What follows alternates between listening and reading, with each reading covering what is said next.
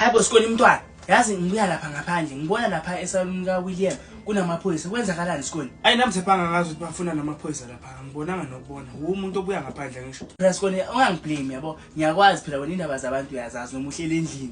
Uplo hayibo izalo wangena kabuhlungu kanje manje yini manje? Uhlelela esigebengu yona sephanga. Yini lento eyenze lapha ka William? Mafado ngiyachaza. Khuluma Mafado.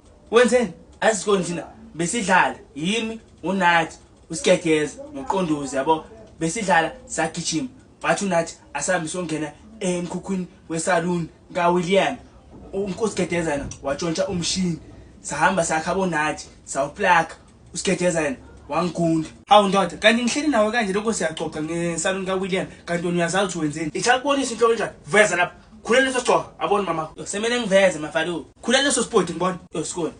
Eligedeza ungigundile sikole yabo njani?